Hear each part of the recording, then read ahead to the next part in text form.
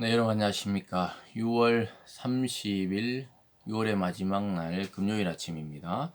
오늘은 로마서 16장 뒷부분 마지막 끝부분 17절에서 27절까지를 함께 살펴봅니다. 제가 앞부분을 읽습니다. 형제들아, 내가 너희를 권하노니 너희가 배운 교훈을 거슬러 분쟁을 일으키거나 거치게 하는 자들을 살피고 그들에게서 떠나라. 이 같은 자들은 우리 주 그리스도를 섬기지 아니하고 다만 자기들의 배만 섬기나니 교만한 말과 아첨하는 말로 순진한 자들의 마음을 미혹하느니라. 아멘. 오늘 본문의 내용을 중심으로 복음으로 견고한 교회, 복음으로 견고한 교회라는 제목으로 함께 은혜를 나누겠습니다. 어제 바울은 이제 로마서를 마무리 지으면서 로마 교회의 26명의 아주 중요한 인물들의 이름을 일일이 가리키면서 서로 주 안에서 무난하라, 서로 주 안에서 섬겨주고 평안을 빌고 또 그리고 그들을 존중하라 이렇게 이야기하고 있었습니다. 오늘 마지막 부분에서도 역시 이어지면서 사도 바울은 교회는 복음으로 견고하게 세워져야 된다고 이야기하고 있습니다. 왜냐하면 항상 이 사도 바울에 있던 교회나 지금 오늘날 교회는 완전한 공동체가 아닙니다. 우리에게 교회를 허락하신 하나님과 예수 그리스도의 복음은 완전하지만 그것을 믿고 따르는 우리들은 아직까지 불완전한 상태라고 보면 좋습니다. 그래서 우리도 여전히 죄의 욕망, 또 자기 중심적인 생각들, 또 이기적인 생각 이런 것으로 넘쳐난다고 볼 수가 있겠죠. 그렇기 때문에 교회 안에서도 언제든지 우리가 교회가 이럴 수 있나 할 정도로 갈등이나 분열이나 또 뭐 수군거림이나 남의 이야기를 뒤에서 뭐 비방한다거나 이런 이 성도들도 아직 있게 마련이라는 사실을 우리가 좀 받아들일 필요가 있습니다. 왜냐하면 갈등과 분열에 대해서 우리가 잘 봐야 되는 것이 그런 것이 없으면 좋지만 이 지상의 교회 아직 주님이 부활하시고 또 승천하시고 다시 오신다는 그 시점 다시 와서 완전케 하시는 그러한 이 타이밍은 아니라는 것이죠. 그래서 지금 우리가 살아가는 현대 교회에서도 참 문제가 많고 때로는 어떻게 교회 내에서 저렇게 분쟁과 갈등이 있을 수 있나 이렇게 볼 수가 있는데요. 그것은 이 예수님이 살아계실 때나 사도 바울 때나 지금이나 동일하다는 거예요. 그것은 인간의 속성인 이 죄성이 변하지 않았기 때문입니다. 그래서 교회 내에서도 얼마든지 복음을 떠나면 이런 갈등의 소지가 있는 거예요. 점점 복음으로 집중하면은 서로 분열되거나 갈등이 현저히 줄어들고 하나 되고 또 그렇게 될 수가 있지만은 이 복음에 대한 해석이 각자 다를 수가 있고 또 자기 문제에 깊이 빠져 있다가 보면은 분쟁을 만든다거나 또 자기가 싫은 사람과 갈라서고 싶다거나 이런 것들이 교회 내에 있을 수가 있죠. 그러나 오늘 사도 바울은 분명히 이야기하죠. 아까 17절에서 형제들아 내가 너희를 권하노니 너희가 배운 교훈 즉 복음이죠. 거슬러 분쟁을 일으키거나 거치게 하는 자들을 살피고 그들에게서 떠나라. 그 복음에 대한 것이 점점 약화되고 또 주 예수 그리스도 이름이 약화되면은 인간적인 생각들과 사상이 슬며시 교회 내에 들어와서 그것이 지배하게 되면서 갈등을 일으키게 되는 거죠. 그런데 한마디로 사도 바울은 이렇게 말합니다. 18절 끝에 보면 다만 자기들의 배만 섬기나니 예수를 섬기는 게 아니라는 거예요. 그런 자들은 분쟁을 일으켜서 자기가 이득을 취하기 위해서 그런 자들이기 때문에 떠나라는 거예요. 그들에게서 떠나라. 교만한 말과 아첨하는 말로 순전한 자들의 마음을 미혹한다. 미혹이란 단어, 이 사탄에게 쓰이는 단어지요.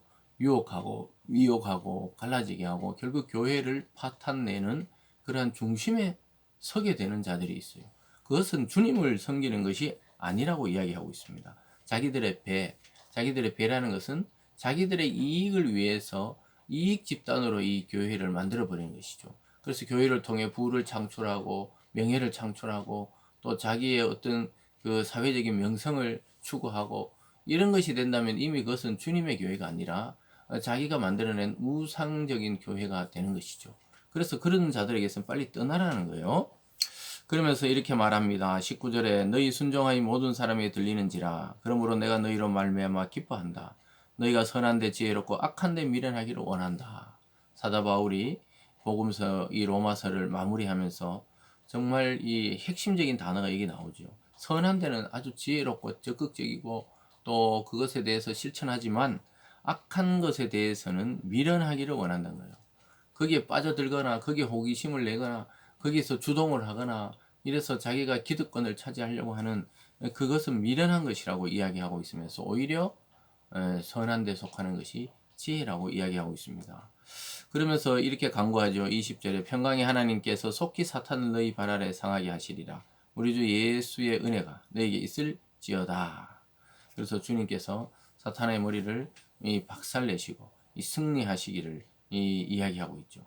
그래서 결국은 주님이 와서 사탄을 쓰러뜨리는 것이죠. 사탄이 우리를 쓰러뜨리려고 막 하긴 하지만은 사실은 주님께서 평화를 주시고 또 우리 발 앞에 사탄을 쓰러뜨리려고 오신다고 이야기하고 있습니다. 그래서 너희 발 아래 상하게 하시리라. 하나님의 주권으로 교회를 지키고 결국은 악한 자들을 멸망하시고 또 결국은 우리를 은혜 가운데 영화롭게 하신다. 이것이 주님의 약속이죠. 그래서 너무 염려하지 말라. 그러나 우리가 지혜를 가지고 선한 일에 써야 되지 미련하게 악한 데에 빠져들지 말라고 이야기하고 있습니다. 그러면서 21절부터는 다시 한번 동력자들에 대한 문안 인사들이 나오고 있고요. 그리고 25절부터 끝절까지는 이제 마무리하고 있는 것을 보게 됩니다. 사도 바울이 로마서를 이렇게 마무리합니다. 25절입니다. 나의 복음과 예수 그리스도를 전파함은 영세전부터 감주어졌다가 이제는 나타내신 바 되었으며 영원하신 하나님의 명을 따라 선지자들의 글로 말미암아 모든 민족이 믿어 순종하게 하시려고 알게 하신 바 그의 신비의 계시를 따라 된 것이니 이 복음으로 너희를 경고하게 하실 지혜로우신 하나님께 예수 그리스도로 말미암아 영광이 세세무궁하도록 있을지어다. 이렇게 마무리하고 있습니다. 좀 긴 구절이지만 제가 읽어드린 이유는 이 복음서의 끝에 이 핵심적인 이 결론이 나오고 있죠. 그래서 이 모든 것은 그 신비의 계시를 따라 되었다는 것이죠. 그것은 복음이란 말입니다. 여러분 하나님의 신비의 계시는 바로 복음입니다. 복음. 복음의 핵심은 예수 그리스도입니다. 예수가 육체를 가지고 이 땅의 죄인을 위해 육신을 가지고 태어나시고 또 우리 죄를 위해 십자가에 달려 죽으시고 고난 받으시고 또 우리의 죽음을 해결하기 위해 그 죽음에 내려가셨다가 죽음을 이기시고 부활하셔서 우리의 주가 되시고 만왕의 왕으로 선포되셨죠. 그래서 이 내용이 바로 복음입니다. 이 복음만이 우리를 경고하게 하신다고 말씀하고 있습니다. 저와 여러분 개인적인 인생이나 또는 우리가 섬기는 교회 공동체도 인간적인 생각으로 안 되더라고요. 여러분도 아마 많이 느끼지만 목회를 해봐도 그렇고 인간적인 생각, 계획, 또 열심 가지고 막 될 것 같지만 안 되더라고요. 그게 아니고 하나님의 복음을 한 사람 한 사람 참 전도에 미련한 것으로 하나님 나라를 이루기를 원한다는 그 사실이 정확합니다. 그래서 복음을 통해 우리와 또 우리 교회들과 가정들을 견고하게 세우실 그 하나님에 대해서 찬송하면서 마무리를 하고 있습니다. 사랑하는 여러분, 오늘 하루도 또 여러분의 일생도 오직 그리스도가 주신 이 신비의 계시, 이 계시인 복음만이 저와 여러분을 바르게 세우고 교회를 바르게 세울 줄 믿습니다. 세상에는 감춰져 있기 때문에 이 신비의 계시는 말씀을 들은 우리에게만 허락된 것이죠. 이 비밀을 잘 아름답게 소중하게 간직하시면서 교회와 가정을 복음으로 든든히 세우고 무엇보다 여러분의 인생을 견고하게 주님의 복음으로 세워서 열매 맺고 승리하는 인생 되시길 주님의 이름으로 축복합니다.